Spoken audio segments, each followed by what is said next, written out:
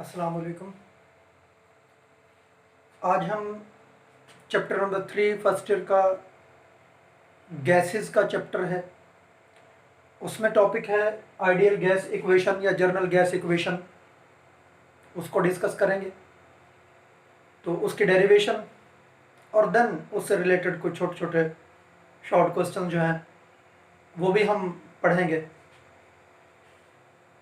अब यहाँ पे डेरिवेशन में सबसे पहले बॉयल्स लॉ के मुताबिक देखा जाए तो वॉल्यूम प्रेशर के इन्वर्सली प्रोपोर्शनल है जब टी और एन कांस्टेंट रखे जाएंगे। चार्ल्स लॉ के मुताबिक वॉल्यूम टेम्परेचर के डायरेक्टली प्रोपोर्शनल है, लेकिन हमें प्रेशर को और नंबर ऑफ मोल्स को कांस्टेंट रखना है। एवोगाड्रोस लॉ में वॉल्यूम डायरेक्टली प्रोपोर्शनल है नंबर ऑफ मोल्स के अगर उसका टेम्परेचर और प्रेशर ये कांस्टेंट हो। तो ये जो तीन रिलेशंस हैं ऊपर, उसमें वॉल्यूम का रिलेशन प्रेशर के साथ, टेम्परेचर के साथ और नंबर ऑफ मोल्स के साथ। एक लम्हे के लिए फर्ज कर लें कि हम कहते हैं कोई भी वेरिएबल, यानी ये जो कांस्टेंट है वो कोई भी कांस्टेंट नहीं है और सबको एक साथ हम डिस्कस कर रहे हैं। तो साइमल्टेनियसली जब उनको डिस्कस करेंगे और उनका रिलेशनशिप देखेंगे तो फिर क्या होगा। V तीनों में है, डायरेक्टली प्रोपोर्शनल है नंबर ऑफ मोल्स के और डायरेक्टली प्रोपोर्शनल है टेम्परेचर के और इनवर्सली प्रोपोर्शनल है प्रेशर के। अब यहां से अगर हम इसको यूं कहें कि V जो है वो इक्वल है, क्योंकि प्रोपोर्शनैलिटी साइन को हटाए तो कांस्टेंट लगाते हैं, constant n T over P के। ये कांस्टेंट क्या है, V is equal to capital R. ये हमने कांस्टेंट लगाया, इसे आइडियल गैस कांस्टेंट कहते हैं। एन टी ओवर पी ऐसे ही लिखा। अब थोड़ा अरेंज किया इसको, पी को इधर ले गए तो ये बना P V is equal to n R T. ये इक्वेशन कहलाती है आइडियल गैस इक्वेशन, आइडियल या जनरल गैस इक्वेशन।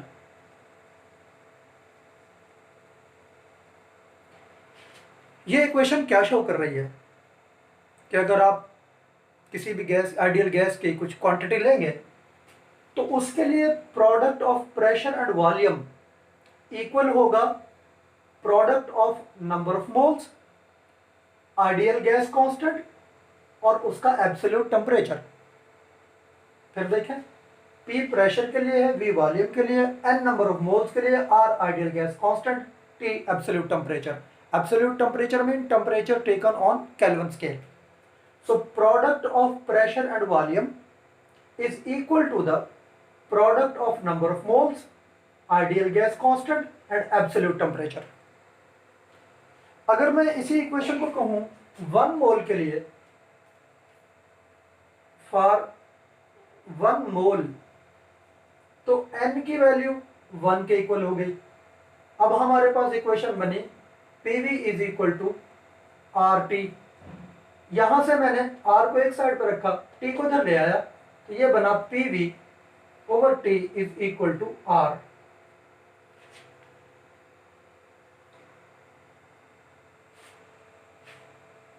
अब यहां से अगर देखा जाए तो हम यूं भी कह सकते हैं कि P1 V1 over T1 is equal to R और P2 V2 over T2 is equal to R। So ये दोनों भी आपस में इक्वल होंगे।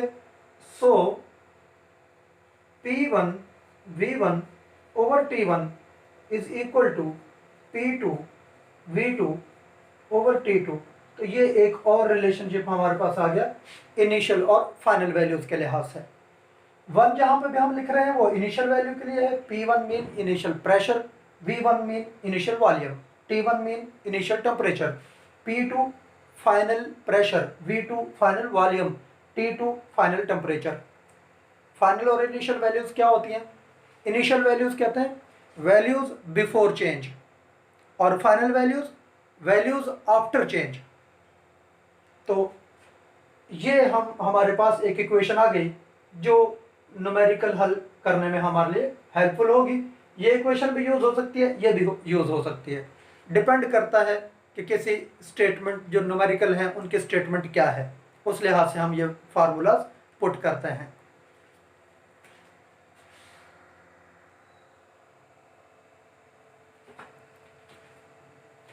एग्जाम्पल नंबर 3 जो है उसका सोल्यूशन देखते हैं।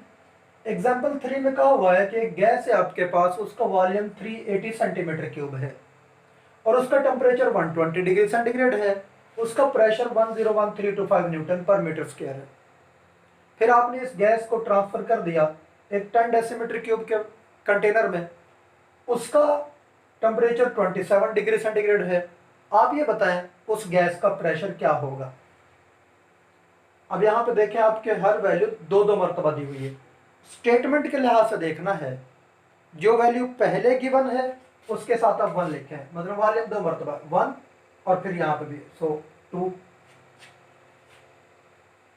उसके बाद टेम्परेचर दो मरतबा, यहाँ पे T1 और ये T2। प्रेशर दो मरतबा, ये 1 और ये 2, यानी P1 और ये P2। अब आप यहाँ पे देखें कि यूनिट्स चेक कर लें।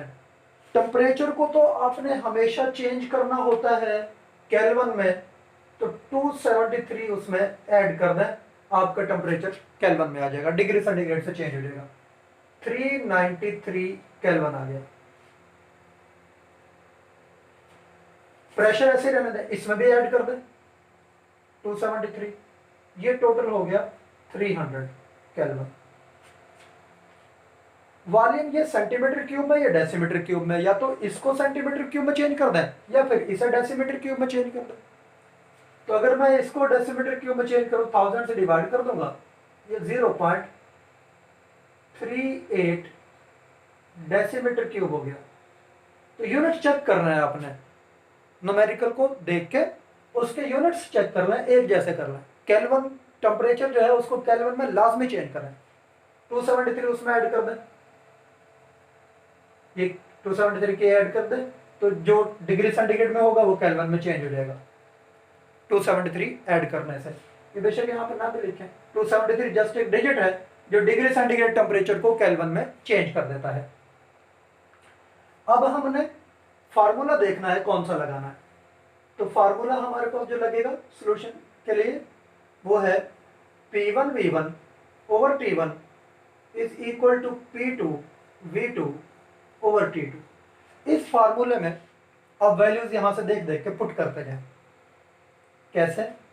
P1 की वैल्यू यहाँ पे लिखी होगी, ये लिखी हुई है, सो मैंने लिखा 101325 न्यूटन पर मीटर स्क्वायर। फिर V1 की वैल्यू मैंने देखी, V1 कितना है 0.38 डेसीमीटर क्यूब। फिर मैंने T1 की वैल्यू देखी, वो यहाँ पे है 393 केल्विन। वैल्यूज पुट की, ऐसे इस तरफ इसमें वैल्यूज पुट करें। P2 ये वैल्यू नहीं है, हमने मालूम करना है इसको। V2 की वैल्यू कितनी है वो देख लें, 10 डेसीमीटर क्यूब दी हुई है। T2 की वैल्यू ये है 300 केल्विन। अब आप इसको अरेंज कर लें, इन दो वैल्यूज को जब इधर लेके जाएंगे तो ये क्या हो जाएंगी, आप उलट हो जाएंगी। यानी मैं अगर P2 को इधर रहने दूं, इन वैल्यूज को इधर लेके जाऊं, तो ये होगा 11325 न्यूटन पर मीटर स्क्वायर, 0.38 डेसीमीटर क्यूब और 393 केल्विन। आगे ये वैल्यूज दो इधर ले गया, तो ये हो जाएगा 300 kelvin over 10 decimetre cube is equal to P2। इसको जस्ट अब सॉल्व कर लें, तो P2 का जवाब आपके पास, यानी जब ये सारा सॉल्व करेंगे तो वो आंसर आ जाता है 2938 कैलकुलेट करेंगे।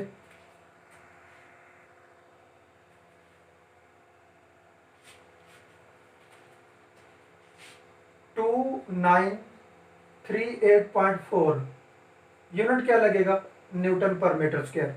तो ये प्रेशर होगा उस गैस का। आप इसको स्टेटमेंट बना के भी लिख सकते हैं। So pressure of gas is 2938.4 Newton पर मीटर स्क्वायर। ये हमारा जवाब है।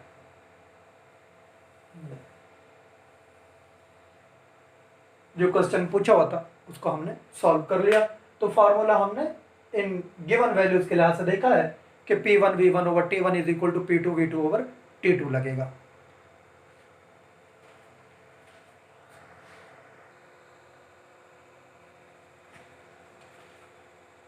वैल्यूज ऑफ R अगर हम कैलकुलेट करना चाहें तो उसके लिए एक स्टेटमेंट अगर ये कहूं मैं कि 1 mole of gas at STP, तो इस एक सेंटेंस के अंदर बहुत सारी इंफॉर्मेशन है। ये n की वैल्यू 1 मोल है, STP standard temperature pressure, so pressure कितना होगा 1 एटमॉस्फेयर। ये आगे इक्वल है 76 सेंटीमीटर मरकरी, ये इक्वल है 760 मिलीमीटर मरकरी, 760 टॉर, 101,325 न्यूटन पर मीटर स्क्वायर, 14.7 पाउंड पर square inch. Temperature standard temperature कितना होता है 273 केल्विन। और वॉल्यूम जब ये 1 मोल लेंगे तो वॉल्यूम होगा 22.414 डेसीमीटर क्यूब। उसको आगे अगर सेंटीमीटर क्यूब में चेंज करें 1000 से मल्टीप्लाई करेंगे, मीटर क्यूब में चेंज करें 1000 से डिवाइड कर देंगे, डिवाइड करके ये आंसर आया, मल्टीप्लाई करने से ये आंसर आया। और n की वैल्यू 1 मोल है। अब इक्वेशन हम जानते हैं कि PV is equal to nRT। यहां से अगर मैं R को इस साइड पर रहने दूं, NT को उधर ले जाऊं, तो R किसके इक्वल आएगा PV ओवर NT। यानी इस फार्मूले से हम R की वैल्यू निकाल सकते हैं। अब पेपर में क्वेश्चन कैसे आता है, अब प्रेशर की तो इतनी ज्यादा वैल्यूज हैं, यहां से कौन सी वैल्यू आप पुट करें। तो आपको कह दिया जाता है कि अगर फॉर एग्जांपल मैं कहता हूं प्रेशर एटमॉस्फेयर में है और वॉल्यूम डेसीमीटर क्यूब में है, टेम्परेचर को तो आपने लेना ही केल्विन में है, तो फिर आर की वैल्यू निकालें। आप यहां से सेलेक्ट करते हुए वैल्यूज, आप इस यहां से देखेंगे वैल्यूज कौन सी मैंने पुट करनी है। आर की वैल्यू मालूम करनी है, PV ओवर NT इसका फार्मूला है। P की वैल्यू ये मैंने ये पुट की 1 एटमॉस्फेयर, V की वैल्यू डेसीमीटर क्यूब वाली पुट की 22.414 डेसीमीटर क्यूब, N की वैल्यू 1 मोल, T की वैल्यू 273 केल्विन। ये पुट करने के बाद जवाब आया 0.0821। यूनिट क्या लगेगा एटमॉस्फेयर डेसीमीटर क्यूब पर केल्विन पर मोल। तो ये हमारे पास R की वैल्यू आ गई जब हमें प्रेशर एटमॉस्फेयर में, वॉल्यूम डेसीमीटर क्यूब में दिया हुआ हो। टेम्परेचर को तो लेना है केल्विन में है, n की वैल्यू तो 1 मोल जो यहां पे मैंने कहा हुआ है। इस तरह आप R की वैल्यू निकाल सकते हैं।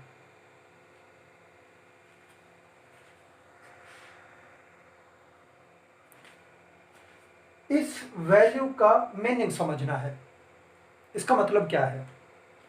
अगर आपके पास गैस का 1 मोल है, उसका टेम्परेचर 273 केल्विन है और वो 1 एटमॉस्फेयर उसका प्रेशर है, तो फिर अगर आप उस गैस को 0.0821 atmosphere decimetre cube energy provide कर देंगे तो उसका टेम्परेचर 1 केल्विन बढ़ जाएगा। इट मीन्स कि 1 मोल जब आप लेते हैं किसी भी गैस का, तो उसमें 6.0 2 टू 10 की पावर 23 मॉलिक्यूल्स होंगे। तो इतने मॉलिक्यूल्स अगर किसी भी गैस के हैं, किसी भी आइडियल गैस के, तो उनकी एनर्जी की डिमांड वो सेम होती है। सेम कितनी है? 0.0821 एटमॉस्फेयर डेसीमीटर क्यूब। तो एटमॉस्फेयर डेसीमीटर क्यूब इस कंडीशन में या इस सिचुएशन में हम एनर्जी का यूनिट के तौर पे ले रहे हैं। ये मतलब है इसका 0.0821 का, ये कांस्टेंट है। तमाम गैसेस के लिए इसकी वैल्यू एक जैसी ही आती है।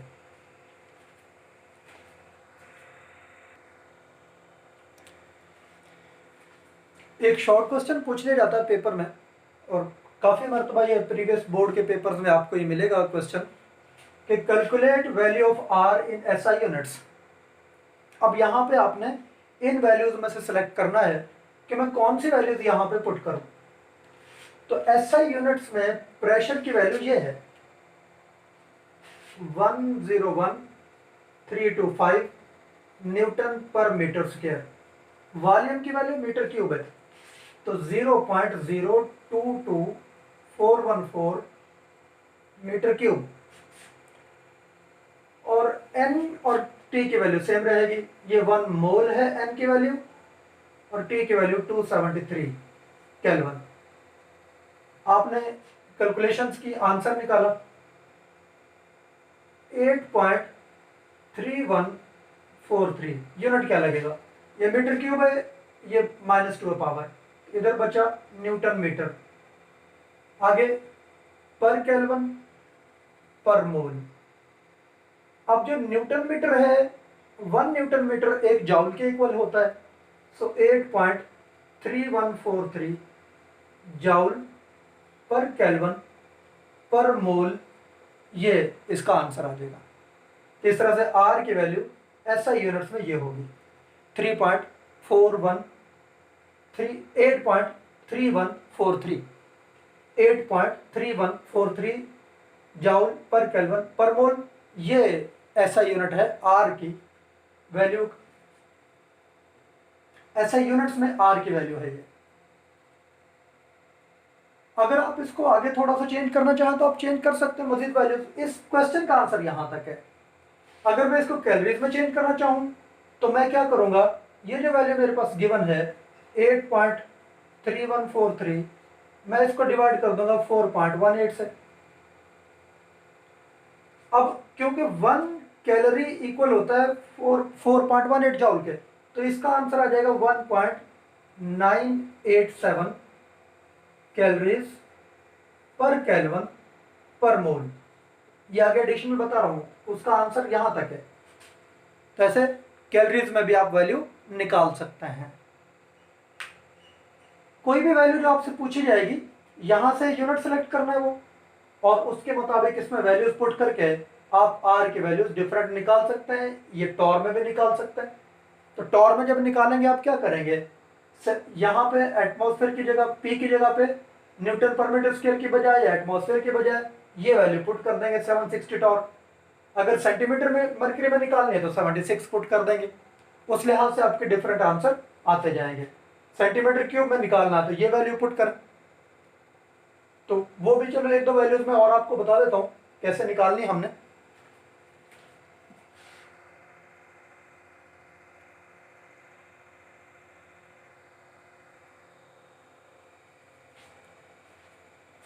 प्रेशर को अगर आप इसमें लेते हैं 760 मिलीमीटर मरकरी, और ये टॉर इक्वल ही है, सेम है, तो इसका आंसर आता है 62.4 मिलीमीटर डेसीमीटर क्यूब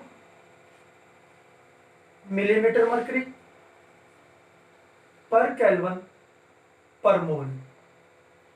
और यही सेम आंसर, क्योंकि 760 मिलीमीटर और टॉर इक्वल है, तो वो होगा 62.4 decimetre cube torr per kelvin पर मोल। अगर आप वॉल्यूम को डेसीमीटर क्यूब की बजाय सेंटीमीटर क्यूब में लेंगे तो ये आंसर जो है डेसीमीटर क्यूब वाला, इसको 1000 से मल्टीप्लाई कर दें 62400, तो ये आ जाएगा सेंटीमीटर क्यूब बेशक इन दोनों में से कोई भी वैल्यू ले लें, मिलीमीटर मर्क्यूरी या टॉर, टॉर पर केल्विन पर मोल। तो ये सारी वैल्यूज हैं जो मुख्तलिफ अंदाज से हमने आर की निकाली हैं। तो डिपेंड करता है आपसे क्वेश्चन क्या पूछा जा रहा है, उस लिहाज से ये सारी वैल्यूज आप इजीली फार्मूला यूज करते हुए कैलकुलेट कर सकते हैं।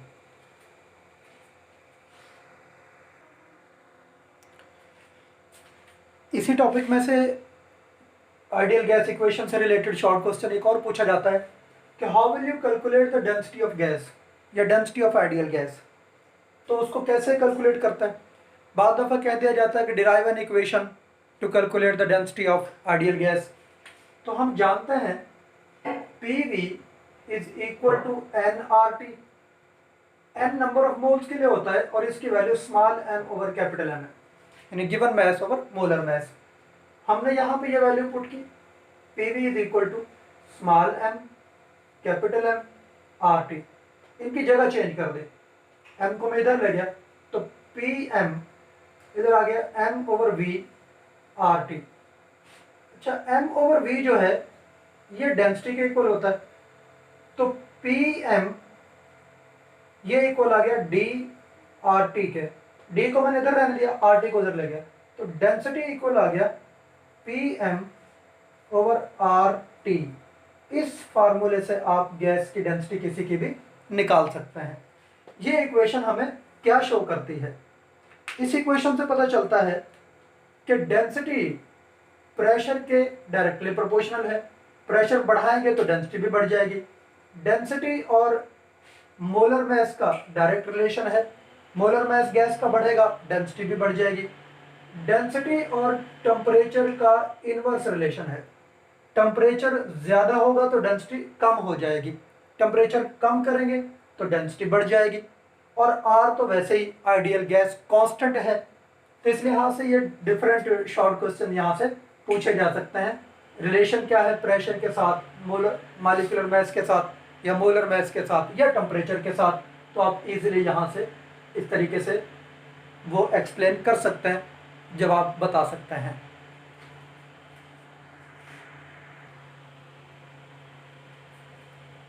एग्जाम्पल नंबर 4 है, उसमें कहा हुआ है calculate the density of methane gas at 0 degree centigrade and 1 atmosphere pressure. फिर आगे दो और हैं। एक पार्ट में कहा हुआ 27 डिग्री सेंटीग्रेड टेम्परेचर हो तब क्या होगा, और अगर 2 एटमॉस्फेयर प्रेशर कर दिया जाए तब क्या होगा। आपने यहाँ पे मीथेन का मोलर मैस निकाल लेना है। वो कैसे निकालते हैं? 12 कार्बन का मैस, हाइड्रोजन का 1 इंटू 4, ये टोटल हो गया 16। तो मोलर मैस मीथेन का 16 ग्राम पर मोल है, ये इसमें यूज होगा। अब ये पहला हिस्सा कि 0 डिग्री सेंटीग्रेड टेम्परेचर है, 1 एटमॉस्फेयर प्रेशर है, तो ये स्टैंडर्ड कंडीशंस हैं, ये सारी चीजें होंगी जो बताई हैं वैल्यूज। वहां पे फार्मूला लगा है, फार्मूला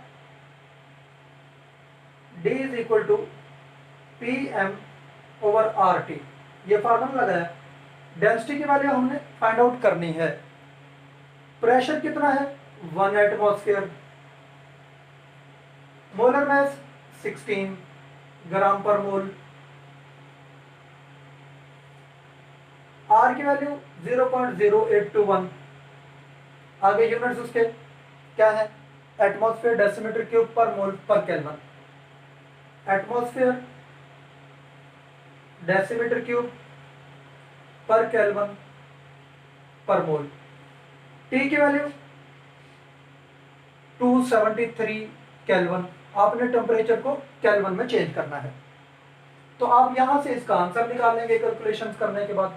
1 को 16 से मल्टीप्लाई करें, इसको और इसको मल्टीप्लाई करें, उसको 16 को इस पे डिवाइड कर दें, आपके पास आंसर आ जाएगा।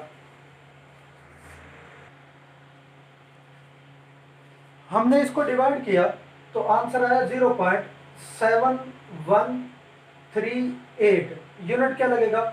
ग्राम पर डेसीमीटर क्यूब। तो ये डेंसिटी है मीथेन गैस की इस कंडीशन पे। ऐसे ही अगर ए पार्ट में आपसे पूछा जाए तो आपने यहाँ पे क्या करना है? टेम्परेचर को चेंज करना है। 27 में 273 ऐड कर दें, तो सिर्फ यहाँ पे वैल्यू चेंज होगी, इधर आ जाएगा 300 केल्विन और ये आंसर भी अल्टीमेटली चेंज हो जाएगा। तो ये डेंसिटी का आंसर कैलकुलेशन करते हैं। ये कैलकुलेशन करने के बाद 0.649 ग्राम पर डेसीमीटर क्यूब इसका आंसर आ गया। अगर बी पार्ट आप करेंगे तो उसमें क्या करना है, जहां पे 1 एटमॉस्फेयर ये दिया हुआ था वहां पे 2 वैल्यू पुट कर देंगे। टेम्परेचर दोबारा से फिर वो 0 वाला ही है, यानी ये टेम्परेचर अगेन जो पहले था वो पुट करेंगे 273 केल्विन और यहां पे 1 एटमॉस्फेयर की बजाय 2 एटमॉस्फेयर पुट कर देंगे। अब आपका आंसर अगेन चेंज हो जाएगा।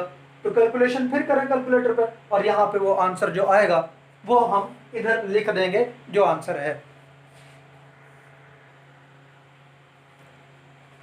कैलकुलेशंस करने के बाद हमारे पास आंसर आया 1.427। अब ये 3 आंसर आए हैं, अगर आप इन तीनों को कंपेयर करके देखें तो आपको पता चलेगा कि जब हमने टेम्परेचर 0 से 27 किया तो डेंसिटी की वैल्यू डिक्रीज कर गई। इन वैल्यूज पे डेंसिटी कितनी आई थी 0.7138। जब हमने 27 किया तो डेंसिटी कम हो गई 0.649 और जब हमने प्रेशर को इंक्रीज किया तो वैल्यू 1.427, यानी प्रेशर के बढ़ाने से डेंसिटी बढ़ गई, टेम्परेचर के बढ़ाने से डेंसिटी कम हो गई। तो ये मुख्तलिफ अंदाज से हमने इस क्वेश्चन को देखा है, जो इजी है, कोई मुश्किल नहीं है। वही फार्मूला लगा, जस्ट वैल्यूज को चेंज करते गए और हमने कैलकुलेशंस कर लें।